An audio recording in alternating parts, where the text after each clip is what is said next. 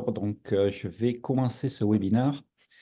Déjà, je vous souhaite la bienvenue. Donc, le sujet de ce webinaire est vendre le SaaS à l'international. Donc, vendre le SaaS à l'international, l'idée, c'est de dire comment aller à l'international avec une offre SaaS et puis qu'est-ce qu'il est nécessaire de faire, quelles sont les choses à prendre en compte pour aller à l'international.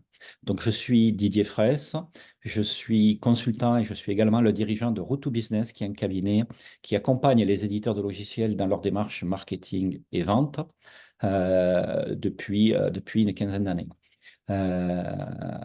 Voilà. Alors, je vais passer à mode diaporama. Donc, je vais faire mon exposé et vous donner un certain nombre d'éléments sur la vente du SaaS à l'international. Et puis, je répondrai à vos questions si vous en avez à la fin de mon exposé. Donc, on y va.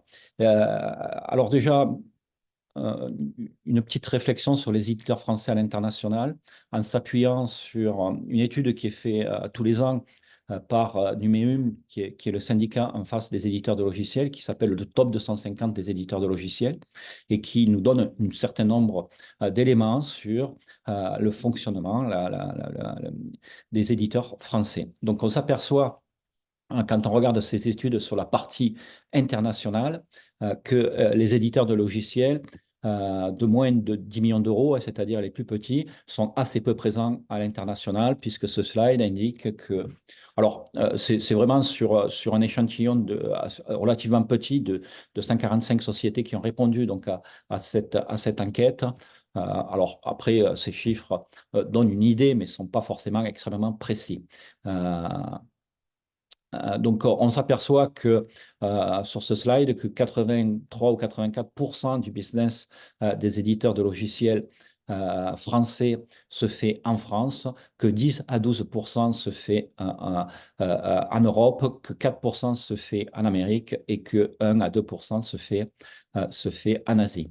Donc, on est peu présent, on a des difficultés, on a des difficultés pour aller à l'international quand on est un éditeur de petite ou de moyenne taille, c'est-à-dire de moins de 10 millions d'euros. Ça s'arrange ensuite quand on a sur des tranches supérieures.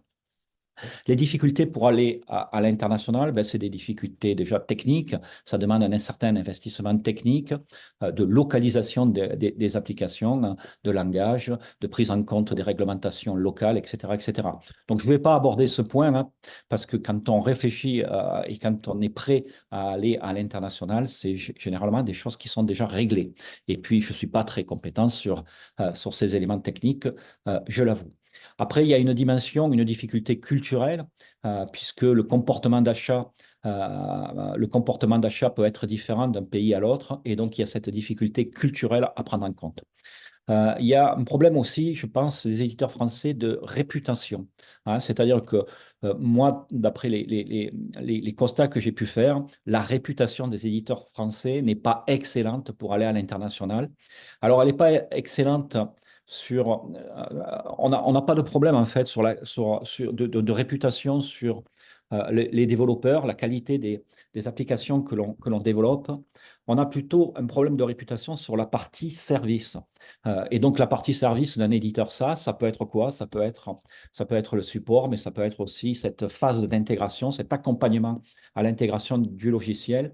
Et souvent, ce qu'on a comme réputation à l'étranger, c'est de dire, bon, est-ce qu'ils vont faire ce qu'ils se sont engagés à faire?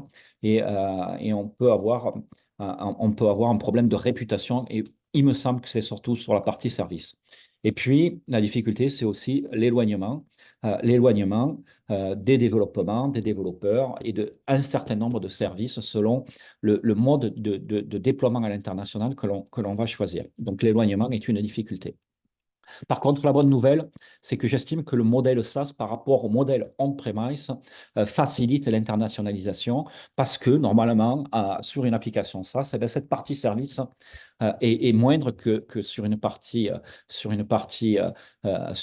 modèle on-premise et donc ça facilite l'internationalisation.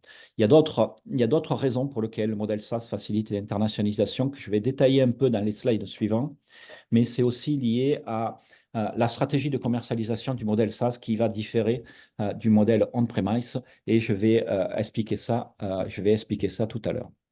Voilà. Donc ça, c'est un peu le constat que moi je fais par rapport à l'internationalisation des éditeurs français. Euh, alors, comment aller à l'international maintenant? Moi, je vois quatre façons différentes d'aller à l'international. On peut y aller en direct avec un plan d'action marketing et commercial qu'on va exécuter depuis la France. On peut y aller également en direct en ayant une équipe locale qu'on va constituer en faisant une filiale ou quelque chose comme ça. Voilà. Alors, ce que moi je recommande, mais j'essaierai d'en parler un peu plus tout à l'heure, c'est que cette équipe locale ne doit pas être constituée uniquement de commerciaux, mais d'une partie service, au moins de customer success qui sont positionnés en local et qui sont de la culture du pays, enfin de la nationalité du pays, parce que, et pour adresser ce point de réputation dont je parlais sur cette partie service, je pense que c'est important. Donc, de façon indirecte, depuis la France et puis en créant donc une équipe dans les pays concernés. Et puis, il y a d'autres façons qui sont plutôt sur de la commercialisation indirecte au travers de partenariats technologiques. Donc, je vais expliquer un peu qu'est-ce que j'entends par partenariat technologique tout à l'heure. Et puis, en indirect aussi au travers de partenariats commerciaux. Mais ça, je pense que c'est beaucoup moins pertinent et beaucoup moins efficace. Enfin, c'est un peu plus compliqué à mettre en œuvre et ça donne assez peu de résultats. Je vais également détailler un petit peu et expliquer pourquoi ça donne peu de résultats, ce mode de partenariats commerciaux. Qu'est-ce que j'entends par partenariats commerciaux? Ben, c'est des intégrateurs, hein, ce sont des intégrateurs, ou ça peut être des sociétés de services non informatiques qui souhaitent commercialiser votre offre. Mais encore une fois, je ne crois pas trop à cette dernière façon d'aller à l'international. En tout cas, le choix de là ou des méthodes pour aller à l'international va dépendre de son positionnement, va dépendre de la cible, va dépendre de la largeur de la proposition de valeur. Et donc, je vais essayer d'expliquer ça aussi un peu plus précisément. Mais dans tous les cas, pour aller à l'international, il est nécessaire de réfléchir à un go-to-market propre à chaque pays adressé. C'est-à-dire que je ne pense pas qu'on puisse aller à l'international de la même façon, avec le même go-to-market, c'est-à-dire avec la même stratégie de commercialisation, avec la même offre avec laquelle on adresse le marché français. Pourquoi? Ben parce qu'il y a à prendre en compte un certain nombre de choses dont je parlais tout à l'heure et qui sont liées aux difficultés sur lesquelles je m'appuyais tout à l'heure, et notamment ces difficultés de réputation, ces difficultés d'éloignement, ces difficultés de comportement d'achat, puis ces difficultés de marché. On ne va pas avoir forcément les mêmes concurrents, on ne va pas avoir forcément les mêmes interlocuteurs. Donc, il est nécessaire de réfléchir à un go-to-market pour chacun des pays que l'on va adresser. Et qu'est-ce que c'est qu'un go-to-market? C'est une cible. Et on n'est pas obligé d'aller à l'international avec une cible identique à celle que l'on adresse en France. On peut avoir un niveau de segmentation et de ciblage de cette cible qui peut être plus fin. Et je vais expliquer pourquoi.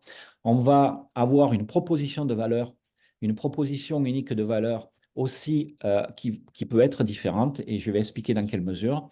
On va avoir donc une offre, parce que l'offre matérialise la proposition de valeur qui va être différente, et une stratégie de commercialisation différente. Donc c'est un peu sur ces points sur lesquels je vais mettre le focus maintenant. Je vais mettre le focus maintenant et essayer de m'expliquer sur ces points.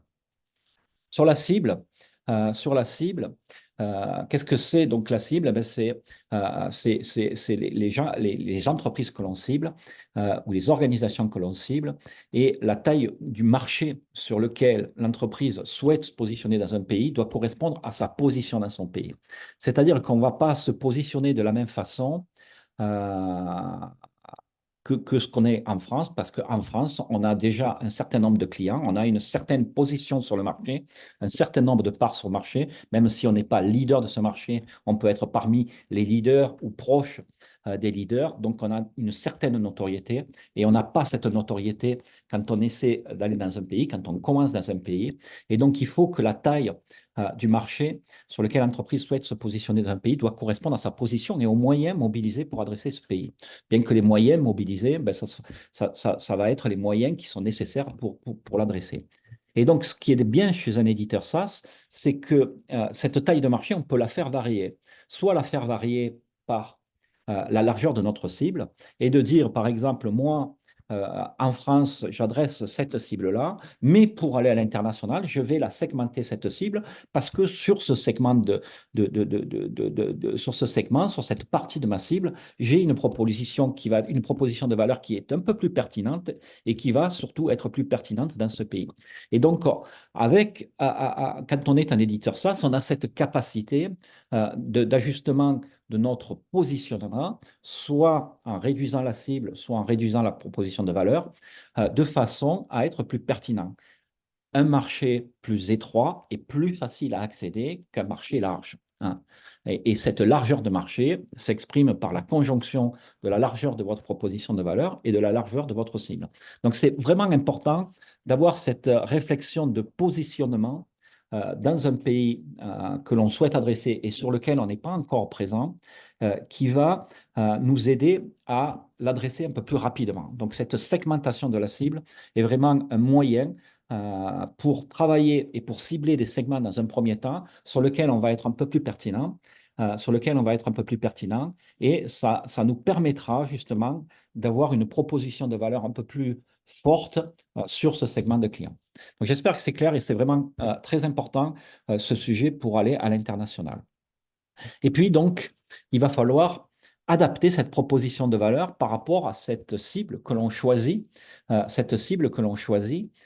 pour aller sur ce pays-là. Et donc, définir une proposition de valeur, c'est prendre en compte un certain nombre de choses, comme, et en premier lieu, la problématique de cette cible et les enjeux que l'on adresse, mais aussi le comportement d'achat qui peut être particulier à un pays, les attentes qui peuvent être particulières, suivant d'ailleurs le niveau de maturité de la cible dans ce pays, et aussi l'effort de changement perçu qui est vraiment important parce que l'effort de changement perçu, on va aider le client à conduire, à effectuer ce changement par une prestation de service. Et je disais encore, on va être beaucoup plus pertinent à l'international avec une nécessité de service qui va être la plus petite possible. La concurrence peut être également différente dans les pays que l'on concerne. Et puis, nos forces et nos faiblesses sont différentes en France par rapport à des pays étrangers. Et ça aussi, il faut le prendre en compte. Et donc, on va avoir une proposition unique de valeur qui va être adaptée à chacun des pays. Qu'est-ce que c'est qu'une proposition unique de valeur? C'est des éléments et 4 types différents d'éléments de valeur que l'on obtient grâce à cette analyse et cette analyse du marché. On va avoir des éléments de valeur qui sont fonctionnels, c'est-à-dire des éléments de valeur ou des éléments de valeur très métiers, où le client va comprendre le retour sur investissement grâce à ces éléments de valeur. On va avoir des éléments de valeur techniques qui sont bien sûrs pour adresser les attentes, qui sont là pour adresser les attentes, qui peuvent être des éléments de sécurité, d'ergonomie. On va avoir des éléments liés à l'accompagnement pour adresser l'effort de changement perçu, conseil, onboarding, intégration. Et puis, on va avoir des éléments de valeur liés à notre entreprise et c'est des éléments de valeur qui vont mettre en perspective nos forces notamment. Donc voilà, encore une fois, si on choisit un segment, une cible plus étroite pour aller à l'étranger, ce que généralement je recommande, on va avoir une proposition de valeur qui va être adaptée à cette cible et qui va comprendre tout ça. Ce que je veux dire par là, c'est que pour aller à l'international, si je mets l'exemple du site Internet, un site Internet, ça ne doit pas simplement être une traduction, ça ne doit pas simplement être une traduction du site que vous avez pour le marché français. Le site Internet, par exemple, en anglais pour adresser le marché UK et irlandais, va être spécifique et va mettre en perspective cette proposition de valeur et ne va pas être une simple traduction de ce que vous faites en France, hein. Donc, ça demande un peu d'investissement. Au niveau de la stratégie de commercialisation, Une stratégie de commercialisation consiste entre autres à définir un packaging de l'offre pour en faciliter la vente et réduire la durée du cycle de vente.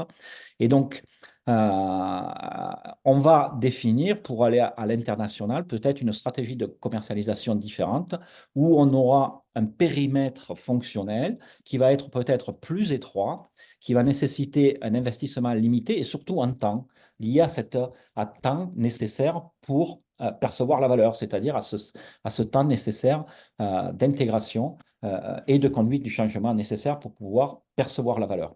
Et donc, on va essayer de définir un premier package qui va être une constitution de modules de votre application, qui va être probablement plus petit pour pouvoir limiter cette partie service. Mais il faut bien sûr que ça amène une valeur perçue importante. Et donc, on va réfléchir à ce packaging à partir du moment où celui-ci va nous permettre de diminuer la partie service d'intégration. Au niveau des partenariats technologiques, déjà, qu'est-ce que c'est qu'un partenariat technologique? C'est essayer de convaincre un autre éditeur de logiciels qui a une proposition de valeur plus large que la vôtre et qui adresse une partie de votre cible, Et de venir le convaincre que en ajoutant votre proposition de valeur à la sienne, vous allez l'aider à être plus pertinent sur sa cible que s'il était tout seul. C'est-à-dire que, euh, c'est-à-dire que le fait de s'adosser à ce client, et je vais essayer de donner un exemple. L'exemple que je vais donner, c'est par exemple, vous êtes un éditeur de BI, vous êtes très fort pour faire des tableaux de bord, pour représenter des phénomènes grâce à la donnée qui se trouve dans le logiciel. Vous pouvez vous adosser à des éditeurs qui font des logiciels de gestion, quels qu'ils soient, que ce soit un ERP, un CRM, en lui disant, moi, je vais compléter vos tableaux de bord, les tableaux de bord, en fournissant des tableaux de bord d'une très bonne qualité qui vont vraiment permettre de faire des analyses pointues pour vos clients. Et le fait d'avoir ces tableaux de bord dans votre application vont aider à convaincre votre cible d'adhérer à votre proposition de valeur plus la mienne, c'est-à-dire à vendre votre proposition de valeur. Donc ça, c'est ce qu'ont les partenariats technologiques. Et ça, c'est un moyen qui est pertinent pour tout éditeur horizontal, pour un éditeur qui est horizontal. Hein. Je rappelle ce que c'est qu'un éditeur horizontal. C'est un éditeur qui a un positionnement très technologique, qui généralement adresse à une proposition de valeur précise, mais très technique, et qui a une cible très large. C'est-à-dire qu'un éditeur horizontal, il adresse tous les métiers, tous les secteurs d'activité. Et puis, certains éditeurs sectoriels. Euh, Par exemple, un éditeur de GED, un éditeur de GED ou de dématérialisation de documents va avoir de la pertinence à aller chercher des partenariats technologiques avec des éditeurs qui sont spécialisés sur une cible plus précise, des éditeurs de gestion, et à aller avec cette proposition de valeur. Donc, par exemple, pour un éditeur qui fait de la dématérialisation de factures fournisseurs, qui est sectoriel puisqu'il s'adresse à un métier qui est le métier de l'administration et de la comptabilité, ça va être extrêmement pertinent de travailler au travers de partenariats technologiques pour aller à l'international. Parce que cet éditeur partenaire va être déjà, bien sûr, présent à l'international, va avoir une certaine notoriété et il va porter votre proposition de valeur. Donc ça, on peut le faire sous forme de partenariat à marque blanche ou non d'ailleurs, hein, où ce n'est pas obligatoire. Bien sûr que ce type de partenariat nécessite des capacités techniques, c'est-à-dire des API, des capacités pour construire l'intégration entre vos deux propositions de valeur de façon facile. Et ça nécessite un effort de mise en place de la relation qui est assez important, déjà d'intégration technique et puis ensuite d'intégration commerciale. Il faut vraiment faire comprendre aux commerciaux de cet éditeur partenaire qu'ils ont tout intérêt à intégrer votre proposition de valeur dans le discours qu'ils ont avec leurs prospects parce que ça va les aider à vendre. Donc, il y a ce double effort d'intégration technique et d'intégration commerciale qui est extrêmement pertinent et extrêmement important à produire. Mais une fois que c'est bien fait, c'est des choses qui fonctionnent globalement tout seuls à partir du moment où les commerciaux ont bien compris l'intérêt qu'ils ont à vendre, à associer votre proposition de valeur à la leur. Voilà. Donc ça, c'est quelque chose que je crois, auquel je crois beaucoup. Je pense que c'est adapté à certains, c'est pertinent pour les éditeurs horizontaux et c'est pertinent pour certains éditeurs sectoriels, surtout les éditeurs sectoriels qui sont centrés sur un métier, pas sur un secteur d'activité, sur un métier et qui ont une proposition de valeur relativement précise et qui a un côté technique pointu, un peu technique pointu. Voilà. Donc, normalement, enfin, c'est pas quelque chose de pertinent pour tous les éditeurs. Et puis, les partenariats commerciaux, où je vais passer très vite parce que c'est vraiment un canal de commercialisation pour l'international, même pour la France d'ailleurs, auquel je crois beaucoup moins. Pourquoi? Ben, parce que pour convaincre des partenaires de type intégrateur à représenter notre marque, ça nécessite de la notoriété. C'est-à-dire qu'un intégrateur, il va choisir de représenter des éditeurs de logiciels qui vont, par leur marque, par leur notoriété de marque, les aider dans leurs activités commerciales, dans leur commerce. Et donc, quand on se présente dans un nouveau pays sur lequel on n'était pas présent, on n'a pas de notoriété. Et ça, c'est la raison principale pour laquelle le partenariat commercial ne fonctionne pas. Bon, après, ça nécessite également un programme de partenariat et c'est un effort de management de la relation très important, c'est-à-dire qu'il faut être derrière son partenaire de façon très régulière et très constante. Donc, ne fonctionne pas pour un éditeur qui n'a pas de notoriété. Et donc, quand vous vous présentez et que vous voulez adresser un nouveau pays, vous n'avez forcément pas cette notoriété. Et donc, c'est pour cela que je pense que ce type de partenariat ne fonctionne pas pour aller à l'international. Voilà. Donc, je reviens maintenant un petit peu rapidement sur la partie directe, adressée en direct. Donc, ça nécessite une réflexion, comme je le disais, sur son go-to-market, c'est-à-dire proposition de valeur propre au pays. Ça nécessite une offre propre au pays, c'est-à-dire un packaging de son offre, une stratégie de commercialisation quand on adresse en direct. Euh, pour la question de dire est-ce que je peux vendre mon logiciel depuis, avec des équipes depuis la France à l'international ou est-ce que j'ai la nécessité de monter une structure dans les pays que je veux adresser avec, je le disais, des commerciaux mais aussi des gens de service. Ça dépend de la largeur de votre proposition de valeur. Si en France, vous avez capacité à aller très loin dans la vente avec des actions marketing uniquement. C'est-à-dire aller euh, au minimum créer des comptes d'essai, au minimum vendre un premier package uniquement par des actions marketing, alors probablement vous pouvez aller à l'international depuis la France. Même s'il y a besoin d'une petite action commerciale, mais si vous arrivez à aller très loin dans la génération de leads très qualifiés avec de l'action marketing, à ce moment-là, vous pouvez aller à l'international simplement avec des équipes locales. Si ce n'est pas le cas, si la nécessité d'échange one-to-one avec des prospects est importante, à ce moment-là, je pense qu'il est nécessaire d'avoir des équipes en local avec la culture du pays, c'est-à-dire qui viennent du pays, et pas uniquement des équipes commerciales, mais aussi des équipes services, parce que probablement s'il y a une forte nécessité d'échange commercial pour arriver à vendre, il y a une partie service qui reste, somme toute, importante ou moyennement importante, et donc la présence de gens de service dans le pays local me semble extrêmement importante également. Voilà, donc j'en ai fini avec ce que je voulais vous dire. Je suis prêt maintenant à répondre à vos questions, si toutefois vous en avez. Donc utilisez la fenêtre de questions-réponses pour poser vos questions. Vous pouvez nous soumettre vos cas et vos réflexions au travers de cette fenêtre de questions-réponses.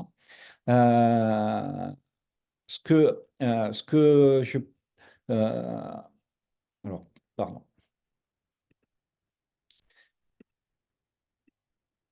pendant que vous réfléchissez à vos questions, je fais un peu de promo de Road to Business qui peut vous accompagner pour choisir la meilleure façon d'aller à l'international et pour un peu détailler cette façon, hein, c'est-à-dire faire vraiment vous aider à concevoir ce plan marketing et commercial pour pouvoir adresser un pays ou une zone géographique, et ceci en fonction de votre positionnement en France. Donc, on peut le faire déjà sous forme de prestation de conseil. Et si vous avez choisi d'y aller en direct, nous avons conçu une formation de 2 jours euh, qui s'appelle Vente du SaaS à l'international. Et je vous ai mis le lien sur le programme. Pour le moment, cette formation, on la délivre uniquement en mode intra, c'est-à-dire pour une entreprise, et on prend à l'ensemble de l'équipe commerciale dans cette entreprise qui est affectée à l'international. Et on adapte en fait le contenu de cette formation à votre contexte, à votre positionnement, pour vraiment vous donner les clés pour pouvoir, dans votre contexte, aller le plus facilement possible à l'international. Voilà. Donc, je vous ai mis le lien pour avoir un peu les informations de programme sur cette formation, pour avoir les informations de programme sur cette formation. Alors, euh,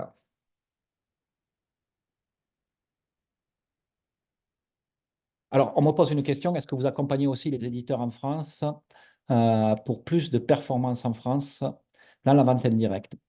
Oui, on est capable d'accompagner ça, bien sûr, mais surtout sur des partenariats technologiques, pas, beaucoup moins sur des partenariats commerciaux. Mais n'hésitez pas à me contacter parce que je peux vous adresser à une entreprise, à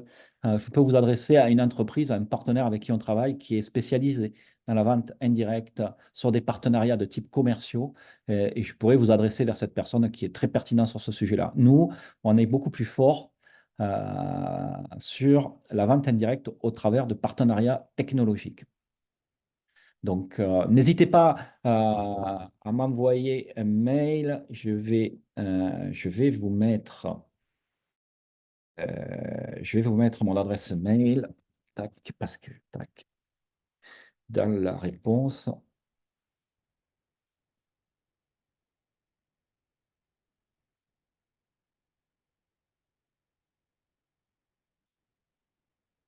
Voilà.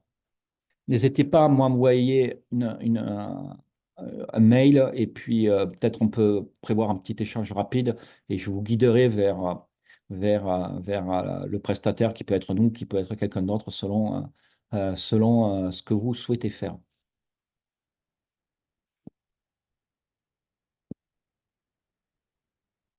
D'après votre expérience, quel temps allouer pour entrer dans un marché avant de voir les premiers résultats? C'est très dépendant, en fait, c'est très dépendant de la largeur de votre proposition de valeur. Il est évident que c'est beaucoup plus rapide. On va percevoir des résultats rapides, plus on a une proposition de valeur précise. Et plus on a capacité à vendre par des actions marketing. Ça, c'est pas, pour moi, c'est évident. Quand on a une proposition de valeur plus large, qui nécessite vraiment un échange commercial pour arriver à vendre, ça va être beaucoup plus long. Ça va être beaucoup plus long.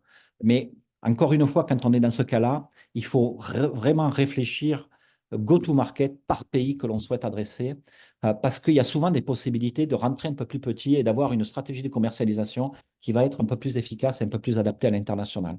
Donc, ça dépend un peu de ce qu'on est capable de faire en termes de stratégie de commercialisation. Euh, Ça dépend de ce qu'on est capable de faire en termes de stratégie de commercialisation et de la largeur de votre proposition de valeur. Donc, je vous fais une réponse de Normand. Je suis un peu désolé, mais il n'y a pas de cas, il y a pas de cas particulier. J'ai une autre question. Que pensez-vous de partenariats avec des revendeurs, distributeurs de logiciels? C'est ce que je disais, hein, c'est ce que moi j'appelle des partenariats de type commerciaux. J'y crois pas. J'y crois pas pour l'international. J'y crois pas. À partir du moment, euh, j'y crois pas. J'y crois pas parce que je pense que ça nécessite de la notoriété. Voilà. Je pense que ça nécessite de la notoriété. Voilà. Et que un distributeur ou un revendeur va avoir beaucoup plus de facilité à parler d'un logiciel qui a une certaine notoriété, mais il ne va pas faire l'effort nécessaire pour acquérir cette notoriété à ce logiciel. Donc, je n'y crois pas. Voilà. J'espère que ça répond à votre question. Est-ce qu'il y a d'autres questions?